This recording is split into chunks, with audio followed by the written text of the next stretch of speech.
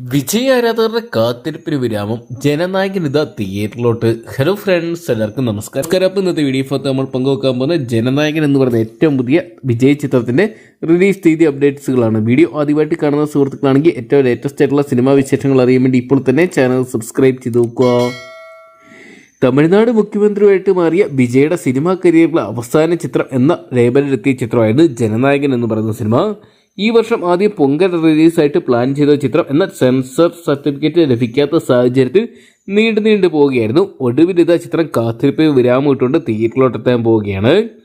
ആരാധകർക്കിടയിൽ വലിയ നിരാശയായിരുന്നു ചിത്രം തിയേറ്ററിലോട്ട് എത്താത്തതിൽ. എങ്കിലും ചിത്രത്തിൽ തമിഴ്നാട് ഇലക്ഷന് മുമ്പ് തന്നെ ചിത്രത്തിന്റെ വ്യാജപ്പതിപ്പ് വലിയ തോതിൽ തന്നെ വ്യാപിച്ചത് ചിത്രത്തിന്റെ തിരിച്ചടിയായിട്ട് മാറുമെന്ന് സിനിമാ പ്രേമികൾ ഉറ്റുനോക്കുന്നുണ്ട്.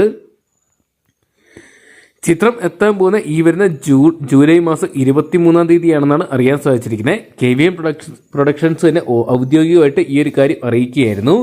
നേരത്തെ ജൂലൈ 24-ന് നിശ്ചയിച്ചിരുന്ന റിലീസായിരുന്നു. ഒരു ദിവസം കൂടി മുൻപേ ഇപ്പോഴത്തെ ചിത്രം തിയേറ്ററിലോട്ട് എത്താൻ പോവുകയാണ്.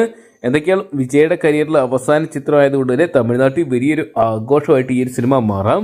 ചിത്രം ഡയറക്റ്റ് ചെയ്തിരിക്കുന്ന H. വിനോദാണ്. ചിത്രത്തിൽ മലയാളി താരമായിട്ടുള്ള മമിത ബൈജു കേന്ദ്ര കഥാപാത്രത്തെത്തുമ്പോൾ നായികയായിട്ട് പൂജ ഹെഡ്ഗെ, അതോടൊപ്പം ബെവി ഡിയോള്, ഗൗതം വാസുദേവ് മേനോൻ, പ്രകാശ് രാജ്, പ്രിയാമണി തുടങ്ങി വമ്പൻ താരനിര തന്നെ അണിയിറക്കുന്നുണ്ട്. എന്തൊക്കെയാണ് കാത്തിരിക്കാൻ ചിത്രം വലിയ വിജയങ്ങൾ സ്വന്തമാക്കുമെന്നൊക്കെ അറിയാൻ വേണ്ടി.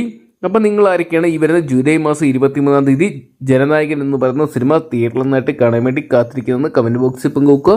ഏറ്റവും ലേറ്റസ്റ്റ് ആയിട്ടുള്ള സിനിമാ വിശേഷങ്ങൾ ആദ്യം തന്നെ അറിയണമെന്നുണ്ടെങ്കിൽ ഇപ്പോൾ തന്നെ ചാനൽ സബ്സ്ക്രൈബ് ചെയ്ത് നോക്കുക.